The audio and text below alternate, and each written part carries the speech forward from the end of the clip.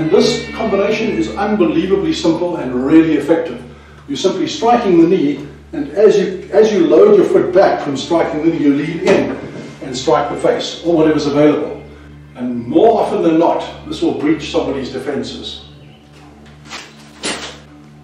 Keep it fluid, keep it coherent, and we'll start stringing together and coming together without thought. It'll become one continuum of movement that you can apply at any stage.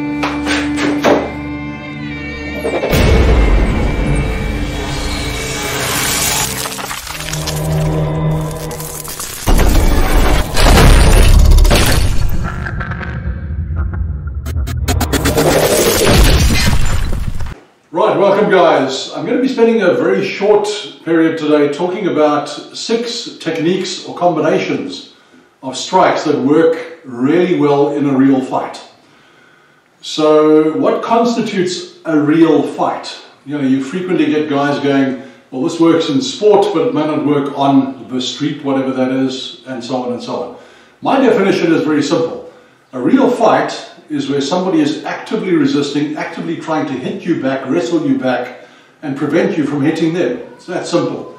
Whether that takes place in a roadside brawl or whether it takes place in an MMA cage, the intent and the result is pretty much the same.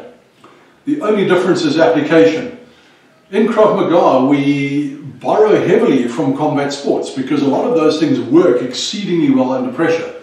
But we also add the sharp edges of our own. So the things that MMA and boxing and jiu-jitsu don't allow, things like eye gouging, ear ripping, eardrum bursting, finger breaking, spine elbowing, base of the skull, groin, pretty much everything that you can think of that they don't allow, are things that we kind of bolt onto the end of what we do. For the purpose of today's very short tutorial, I'm going to stick to simple techniques that don't require a brawling or a combative mentality. These are drills. They can be applied, they can be adapted in a fight, and they can be used in such a way that allow you to bypass the other person's defenses a lot of the time and to strike them at will and to finish the fight. So they embody things like elbow strikes, punches from different directions, the basics of punching and kicking, to put it very simply. I want to give you a quick bit of background in terms of where this comes from and why I feel justified in saying what I'm saying. I'm not a brawler. I don't go out there looking for fights. I don't get into bar brawls. If somebody picks a fight with me, I'd rather walk away. And I've stayed alive and I've stayed whole because of that. That being said, I have had a couple of altercations in my life, notably against someone armed with a baseball bat in a road rage incident. I have fended off a knife threat, an attempted hold-up, and I've been in a couple of situations where people have taken a swing at me. None of them my fault, I've got to tell you. On top of that, a big chunk of my martial arts journey has consisted of me taking what I know of Krav Maga and other martial arts I've practiced and testing them as realistically and as practically as I can. And the way that I did that probably a decade ago was I started training with a number of guys at Fight Fit Militia, which is one of South Africa's premier MMA and jiu-jitsu gyms. And I had the opportunity over the course of quite some time to spar very robustly with guys who are now UFC title competitors, guys who kicked ass and took names. And I can tell you, in all honesty, that in terms of a fair fight, I've never been hit so hard in my life. I've never learned so quickly as I have in my life from training with those guys. And that being said, there were certain things that I was able to do that, despite the fact that I was quite a bit older than in fact I was double the age of most of the guys at the gym, I was still able to pull off some surprise moves that caught them. Now, they're not stupid. On the contrary, they quickly started using my own techniques against me, which was very disconcerting. But the point is, there were certain things that I could do that I brought from other martial arts that they weren't used to seeing. And the reason for that is that the MMA guys typically train boxing, they train Muay Thai, they train Jiu-Jitsu, and some transitions, wrestling takedowns, that kind of thing. But they're kind of, can I say, colorblind in certain other areas. And in recent years, I've seen a lot of those traditional martial arts movements work their way into MMA because they're effective and they surprise the other guy. So certain things they weren't used to, like throwing a back fist, like throwing what we call a scoop kick or a side kick into the knee, using the inside edge or the outside edge of the foot in order to bar someone or buckle their knee. Combinations in order to get things like a tie kick into the target, and so on and so on. Trapping of hands, interfering with the other person's movement. They weren't used to that, and I was able to use that to pretty good effect. So I can testify, I can tell you that even against someone who is highly trained and is trying to hit you really hard in the head, these things will still work. There, enough of that. I'm going to quickly jump in and show you guys 6 different techniques or combinations that you can easily take into your training hall, you can take into your home.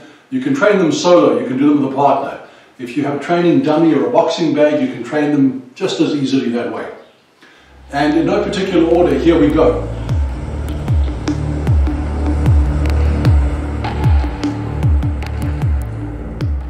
The first one I'm going to share with you is one of the simplest and most effective combinations that I have ever used.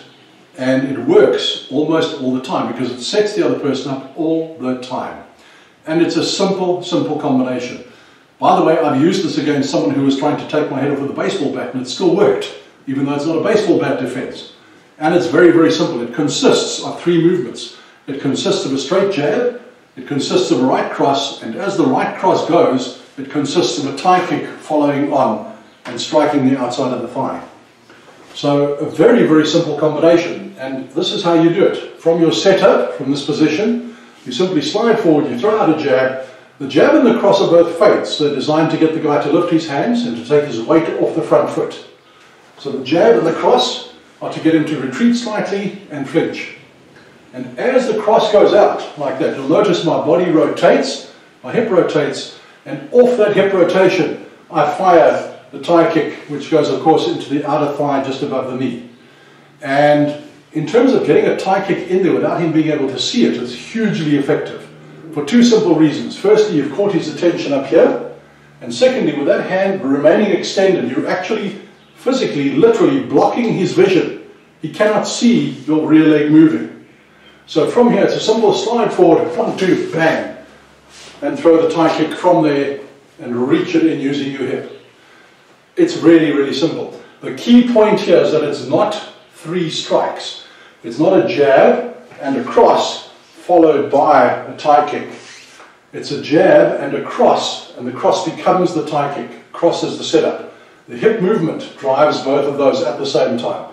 And it's a very smooth, fluid movement. You can make it look almost deceptively casual, where you're sliding in and you're going 1, 2, bang, and striking from there. Very, very hard to read, very hard to counter or check. And I would say a good 8 times out of 10, you will catch somebody with that, even if they are used to receiving tie kicks.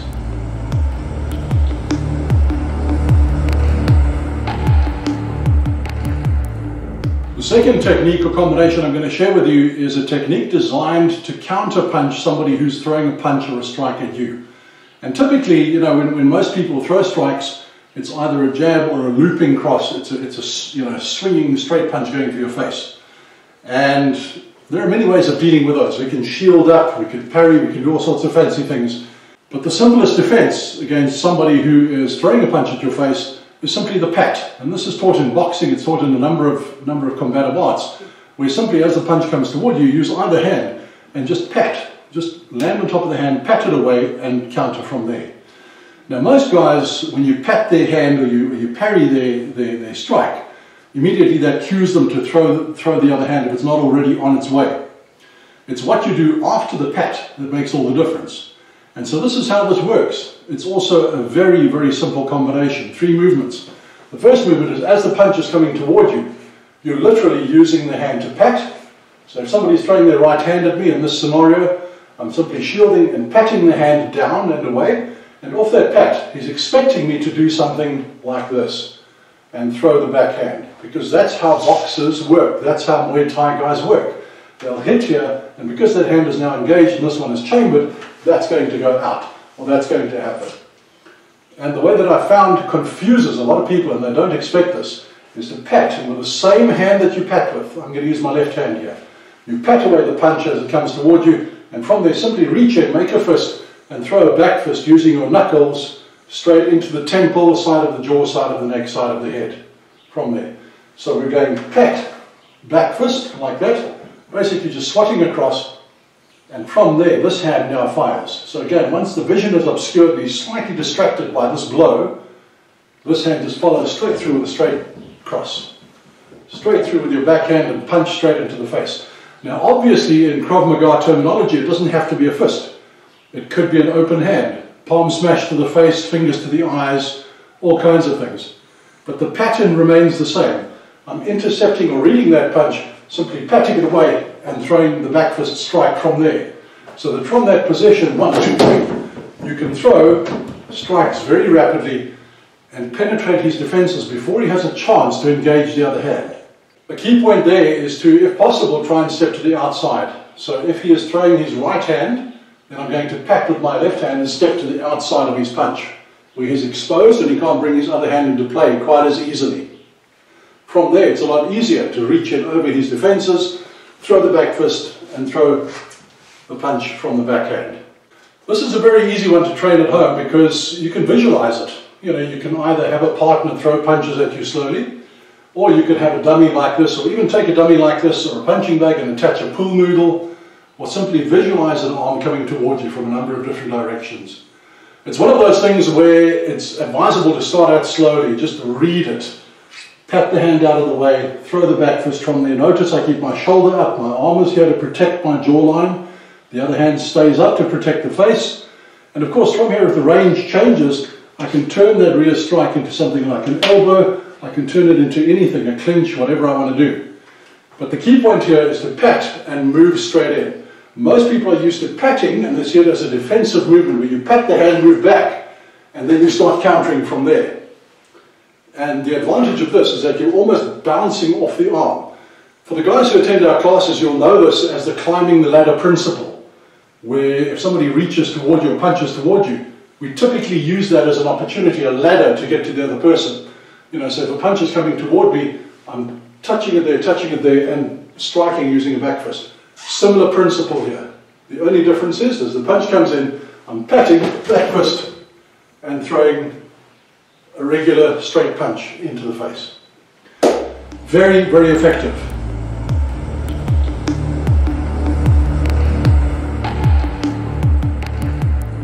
Okay, the next one is a movement that I've used on numerous occasions against guys who are really good boxers, guys who are great at MMA, who can read punches and kicks and move exceedingly well.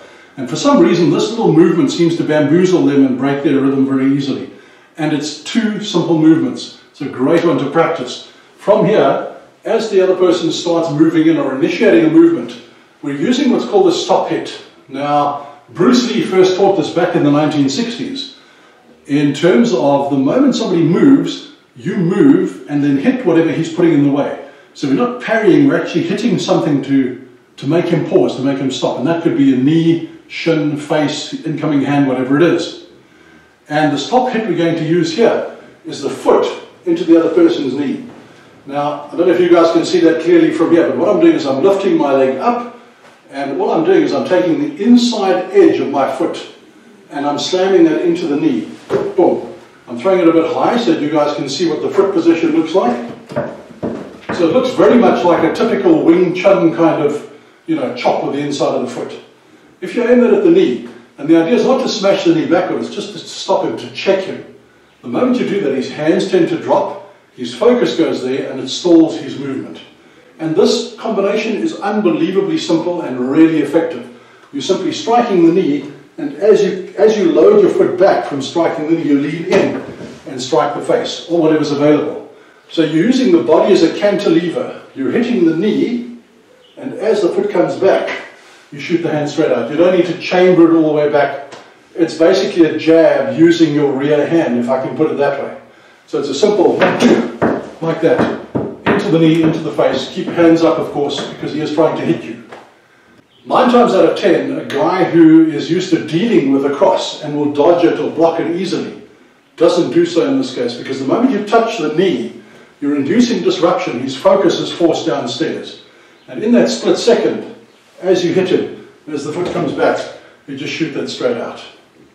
It's really, really simple. And in your sparring in class and with your partners, feel free to try this and see how it works.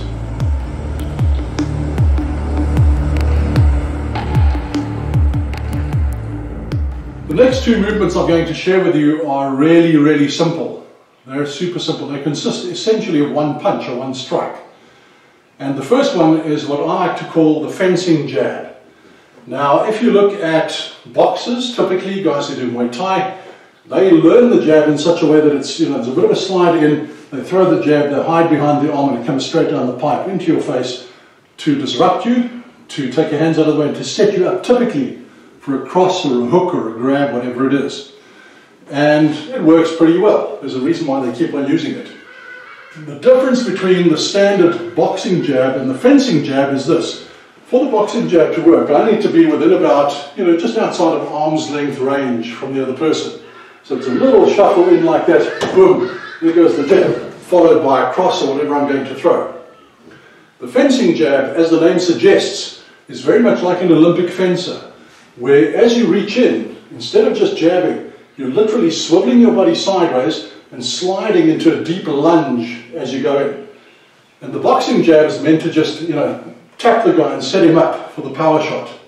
In the fencing jab, the jab is the power shot. It's the bullet that hits him when he least expects it. And it works very, very simply. I step forward as I'm doing a conventional jab, but all I'm doing is I'm swiveling my foot this way, I'm sliding in and throwing it straight in from there with as much speed and reach as I can muster. It's really simple. I can't explain it more simply than that, except to say that in a boxing jab I need to be more or less here and I'm moving around, jab, set him up, throw something.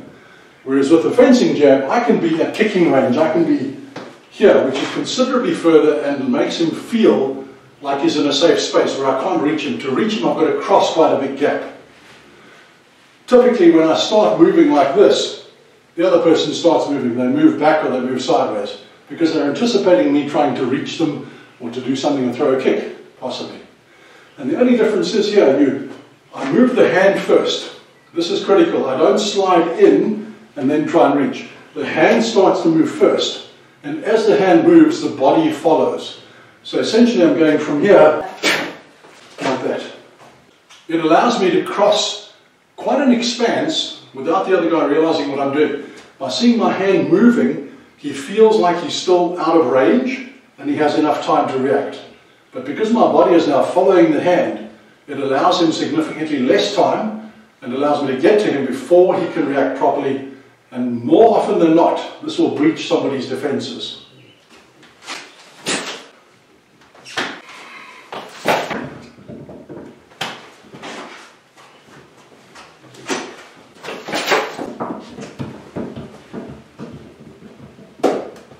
So that is the fencing jab.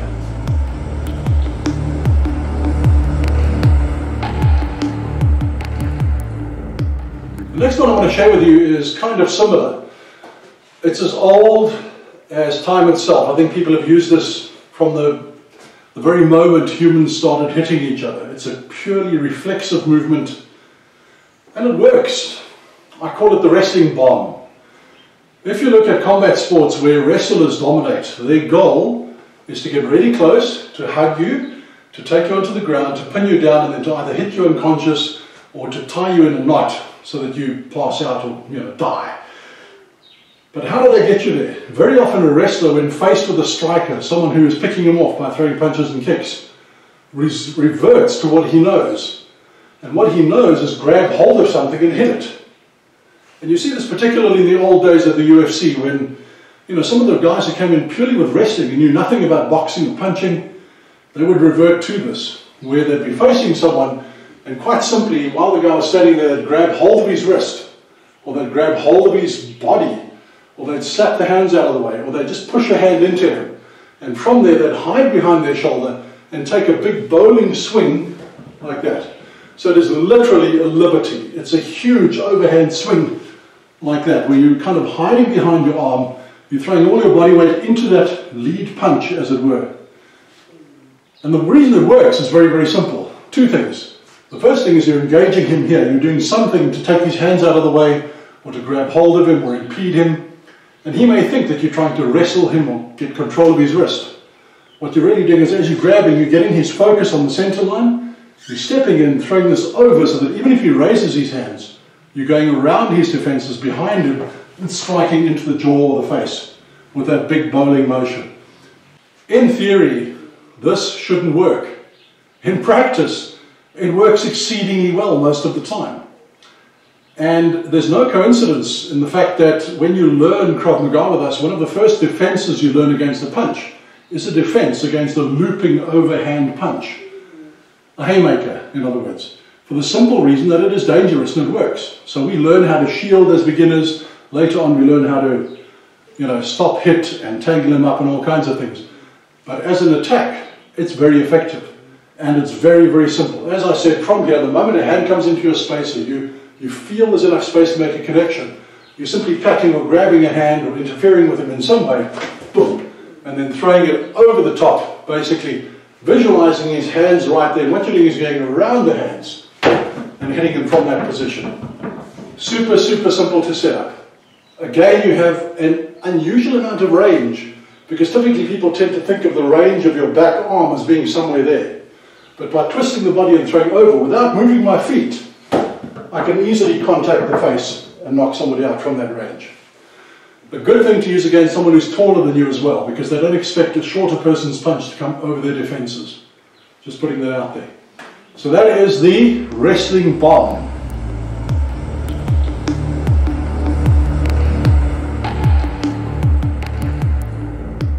The last combination I'm going to share with you today is one that is a little bit more complex. It consists of 4 movements, but they're pretty easy, and if you just rehearse them over and over again and make a point of applying them in your sparring to see if they work, you'll quickly see why they work.